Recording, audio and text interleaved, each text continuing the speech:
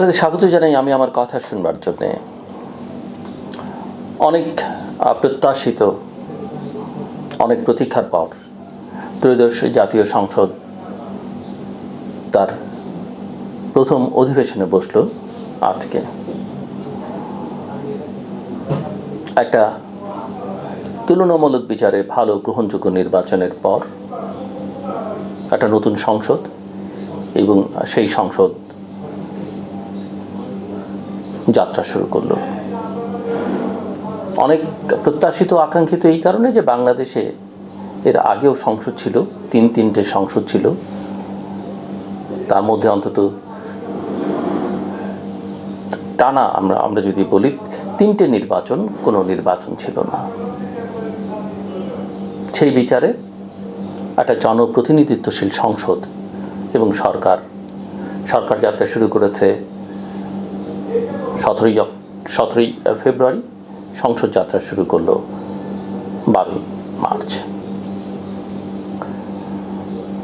এই সংসদের প্রথম অধিবেশনের সভাপতিত্ব করবার কথা স্পিকারের অনুপস্থিতিতে ডেপুটি স্পিকার এর, কিন্তু যেহেতু স্পিকার এবং ডেপুটি স্পিকারকে পাওয়া যাচ্ছে না, তারা কোথায় আছেন সেটা জানা যায়নি, সেই কারণেই সংসদ নেতা প্রধানমন্ত্রী তারেক রহমানের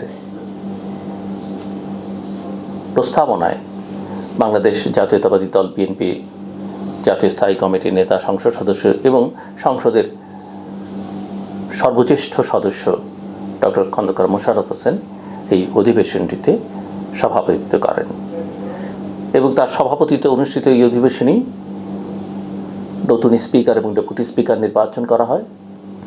নতুন স্পিকার নির্বাচিত হন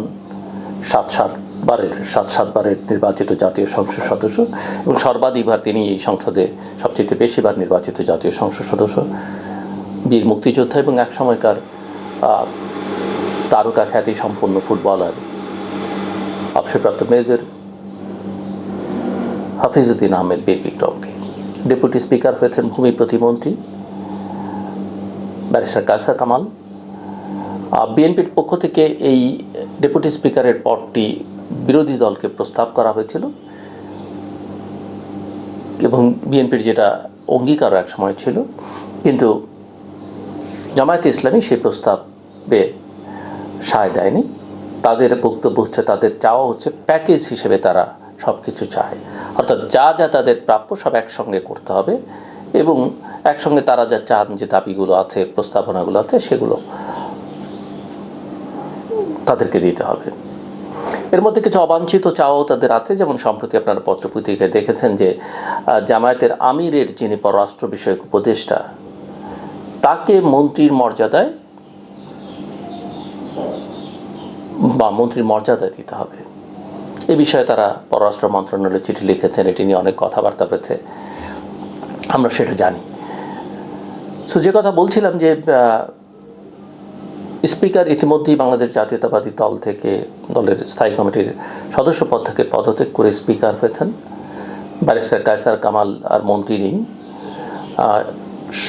আজকেই নতুন একজন মন্ত্রীকে শপথ পড়িয়েছেন রাষ্ট্রপতি শাহাবুদ্দিন আহমেদ, বিএনপির টাঙ্গাইল থেকে নির্বাচিত জাতীয় সংসদ সদস্য এবং বিএনপির vice chairman advocate Ahmed Azam Khan মন্ত্রিসভায় নতুন মন্ত্রী। অনেক জল্পনা কল্পনা ছিল কে মন্ত্রী হবে, কে স্পিকার হবেন, কে ডেপুটি স্পিকার হবেন। সেই জল্পনা কল্পনার একটা অবসান ঘটল এই অধিবেশনে। আমরা সংসদ নেতার বক্তব্য শুনেছি, বিরোধী দলের নেতার বক্তব্য শুনেছি। সংসদে বেশ কিছু কমিটি গঠিত হয়েছে আজকে, বিশেষ অধিকার কমিটি সহ, এবং অন্তর্বর্তীকালীন সরকারের সময় যে 133টি অধ্যাদেশ, সেই অধ্যাদেশগুলো এই সংসদ অধিবেশনে, অর্থাৎ অধিবেশনের প্রথম দিনে উত্থাপিত হয়েছে। আইনমন্ত্রী অ্যাডভোকেট আসাদুজ্জামান সেগুলো উত্থাপন করেছেন। ধারণা করা যায় এই 133টির কিছু সংসদ গ্রহণ করবে, কিছু তারা সংশোধন আকারে গ্রহণ করবে এবং কিছু হয়তো তারা বাতিল করবেন।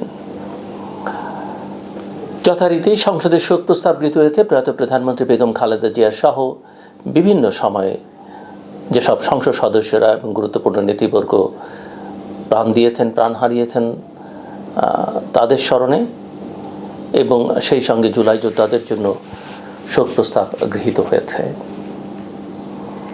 বেগম খালেদা জিয়ার উপরে সংসদে আলোচনা হয়েছে।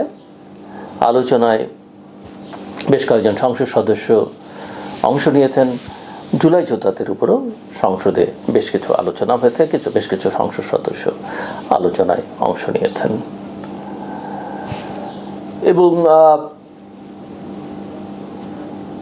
ইন্টারেস্টিং যে দিকটা এই সংসদ অধিবেশনে, সেটা হচ্ছে রাষ্ট্রপতির ভাষণ।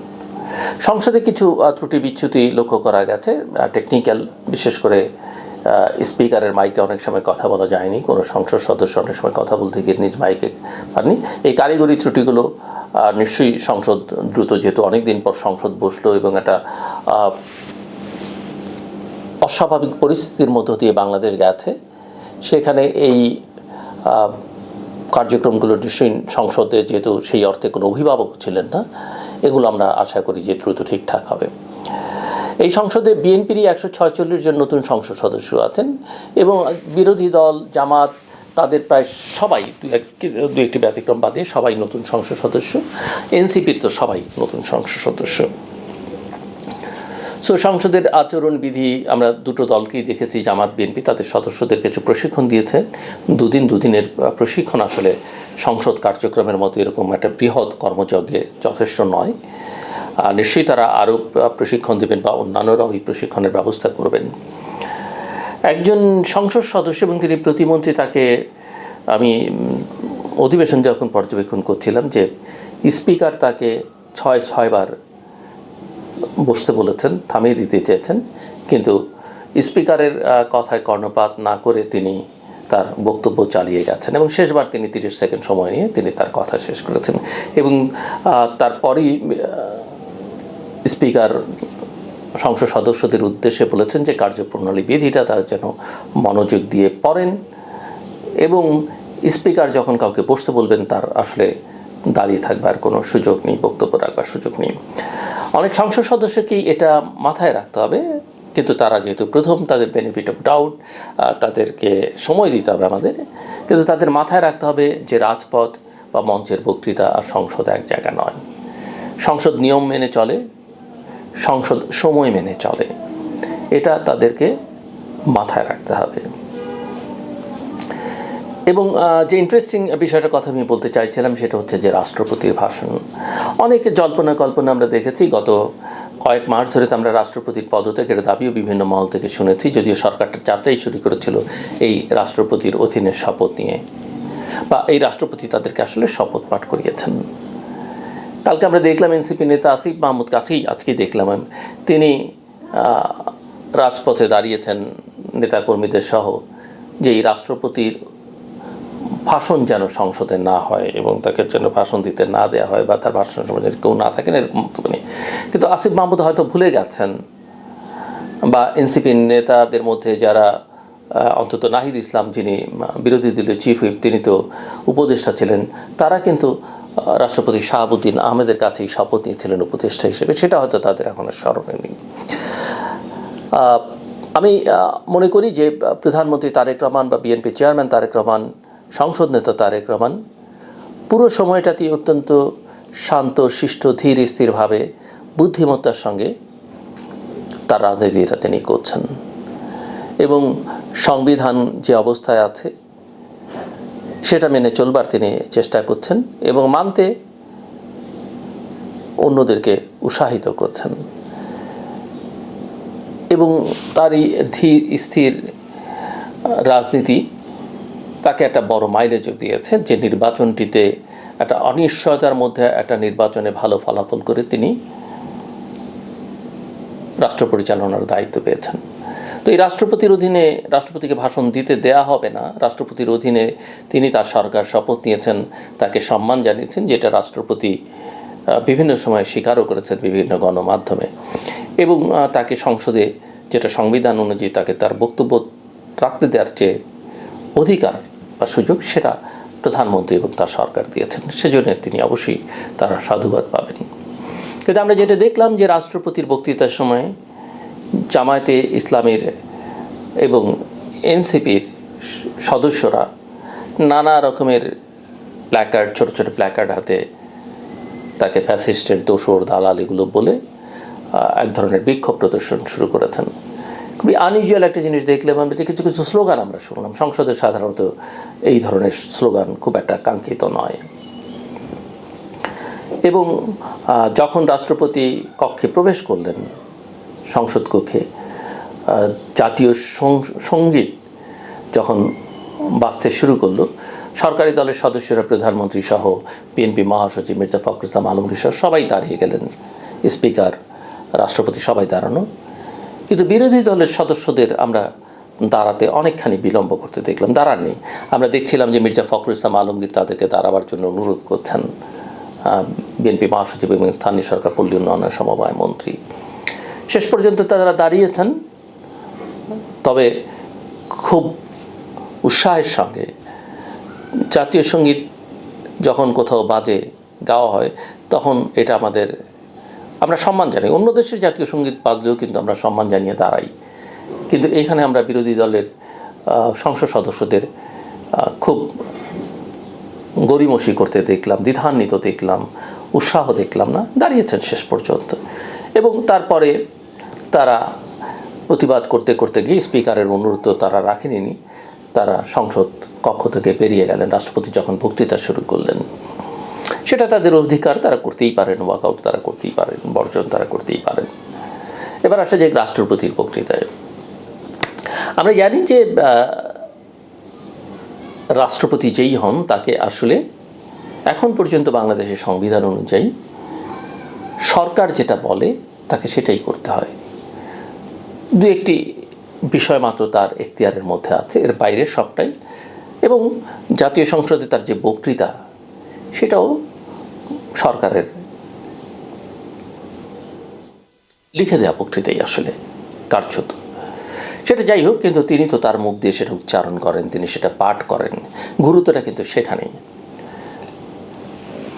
রাষ্ট্রপতি মুক্তিযুদ্ধের কথা বলেছেন, রাষ্ট্রপতি জুলাই আন্দোলনের কথা বলেছেন, বিগত সরকারকে, অর্থাৎ শেখ হাসিনার সরকারকে ফ্যাসিস্ট সরকার হিসেবে অভিহিত করেছেন। শহীদ রাষ্ট্রপতি জিয়াউর রহমানকে স্বাধীনতার ঘোষক হিসেবে অভিহিত করেছেন। তিনি মুক্তিযুদ্ধের এবং মুক্তি সংগ্রামের সকল নেতাদের স্মরণ করেছেন। প্রয়াত প্রধানমন্ত্রী বেগম খালেদা জিয়াকে স্মরণ করেছেন। বিগত সময়ে যখন বিএনপি রাষ্ট্র ক্ষমতায় ছিল, তখন যে বিশ্বের বিভিন্ন জায়গা থেকে বিএনপিকে ইমার্জিং টাইগার হিসেবে বলা হয়েছে, সেগুলো উচ্চারণ করেছেন। এবং প্রধানমন্ত্রী তারেক রহমানের যে কর্মসূচি, ফ্যামিলি কার্ড সহ, কৃষক কার্ড সহ, সেগুলোর কথা উল্লেখ করেছেন। এবং দুর্নীতি বিরোধী যে অভিযানের কথা। স্বাভাবিক, সরকারের বক্তব্য তার কথায় প্রতিফলিত হয়েছে। সরকারি দলের সংসদ সদস্যরা টেবিল চাপড়ে সেটাকে অভিনন্দন জানিয়েছেন। প্রধানমন্ত্রী এবং প্রধানমন্ত্রী তারেক রহমান এবং মির্জা ফখরুল ইসলাম আলমগীরকে আমরা খুব হাস্যোজ্জ্বল দেখছিলাম সে সময়। রাষ্ট্রপতিও খুবই স্মার্টলি, হাসি খুশিভাবে তার বক্তব্য দিয়েছেন। আমার বক্তব্যের শেষ জায়গা একটু ভিন্ন রকমের। রাষ্ট্রপতির এই বক্তব্য, রাষ্ট্রপতি আমরা জানি তিনি আওয়ামী লীগ করতেন, তিনি নিজে দাবি করেছেন তিনি মুক্তিযোদ্ধা, এবং তিনি এক সময়ে বিএনপি সম্পর্কে, বিএনপি নেতৃবৃন্দ সম্পর্কে তার বক্তব্য আমরা শুনেছি। শেখ হাসিনা, বঙ্গবন্ধু সম্পর্কে তার বক্তব্য আমরা শুনেছি। কিন্তু রাজনৈতিক বাস্তবতার সংবিধান ভিন্ন কথা বলে, এবং সেটা মেনেই হয়তো তিনি আজকের কাজটা করেছেন। কিন্তু তাকে নিয়ে আমার কোনো বক্তব্য নেই। আমার বক্তব্য সাবেক প্রধানমন্ত্রী শেখ হাসিনার উদ্দেশ্যে। আজকের এই বক্তব্য শুনলে আমার কাছে মনে হচ্ছে যে একটা নিয়তির নির্মম পরিহাস এবং একটা নির্মম প্রতিশোধ।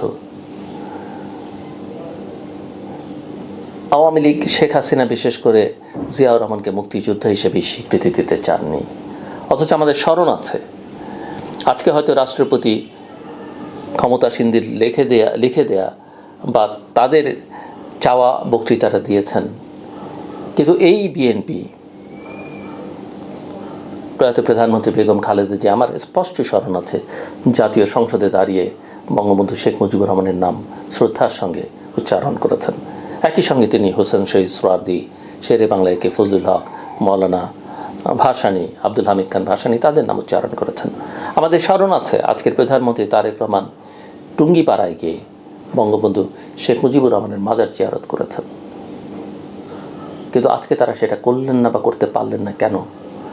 আমি তাদের দোষ দিই না, বা তাদের এটা সীমাবদ্ধতা নয়।